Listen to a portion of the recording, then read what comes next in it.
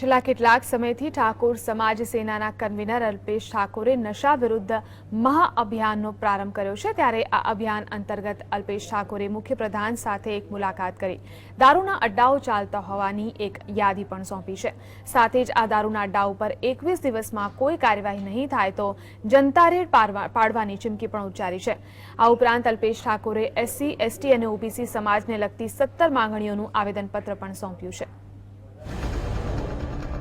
ગાંધીના ગુજરાતમાં આમ તો દારૂબંધી છે, પરંતુ સરકારની ઢીલી નીતિ અને ખાકી વર્દીની રહેમરાહ હેઠળ રાજ્યમાં દારૂના અડ્ડાઓ ધમધમી રહ્યા છે। દારૂબંધીનો કડક અમલ કરાવવામાં નિષ્ફળ ગયેલા તંત્રની પોલ ગુજરાત ક્ષત્રિય ઠાકોર સમાજના કન્વીનર અલ્પેશ ઠાકોરે ખોલી છે।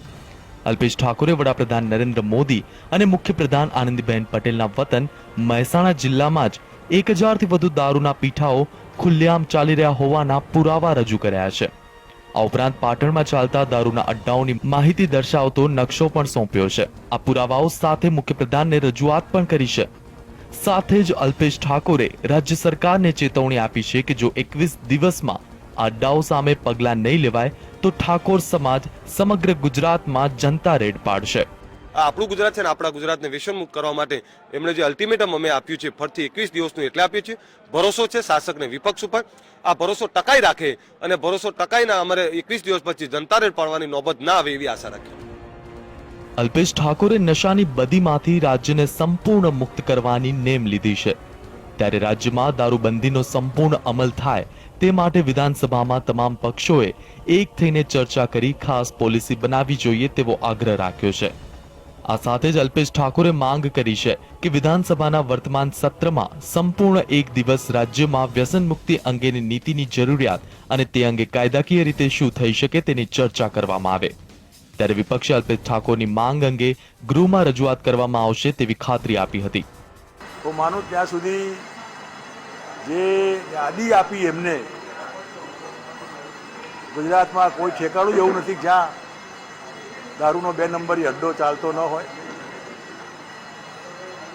એમનો આગ્રહ હતો કે અમે વિધાનસભામાં આ મુદ્દો લઈએ તો મેં મારા બળવંતસિંહભાઈ અને શૈલેષભાઈને બધા આગેવાનોને કીધું છે કે આમાં કઈ રીતે ચર્ચામાં આ મુદ્દો લેવાય અને એમને આપેલી વિગત ટેબલ ઉપર મુકાય એ અમારો પ્રયત્ન રહેશે।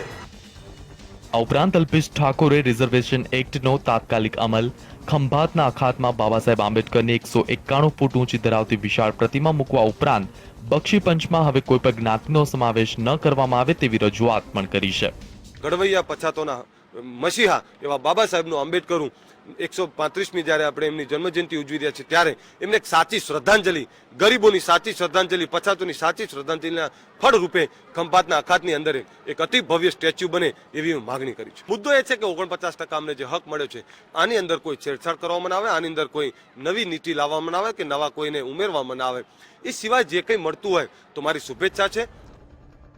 અલ્પેશ ઠાકોરે સીએમ સાથેની મુલાકાત દરમિયાન પાટીદાર સમાજ સાથે સરકારની સમાધાનની વાતને બિરદાવી હતી, પરંતુ સાથે જ સમાધાનની લાયમાં આરક્ષિત વર્ગને કોઈ નુકસાન ન થાય તે અંગે પણ સરકારને ચેતવણી આપી હતી। દારૂની બદીને દૂર કરવા હાલ તો ઠાકોર સેનાએ 21 દિવસનું અલ્ટિમેટમ આપ્યું છે। ત્યારે સરકાર આ અંગે શું પગલાં ભરશે તે જોવું રહ્યું। રાજ્યને નશાના આતંકથી સંપૂર્ણ રીતે મુક્ત કરવા અલ્પેશ ઠાકોરનું આ પગલું ખરેખર સરાહનીય છે, પરંતુ રાજકીય પંડિતો આ પ્રકારના પગલાં અલ્પેશ ઠાકોરની વર્ષ 2017ની ચૂંટણી માટેની તૈયારીઓ ગણાવી રહ્યા છે। કેમેરામેન મનીષ પુરોહિત સાથે હિતેન્દ્ર બારોટ, GSTV, ગાંધીનગર।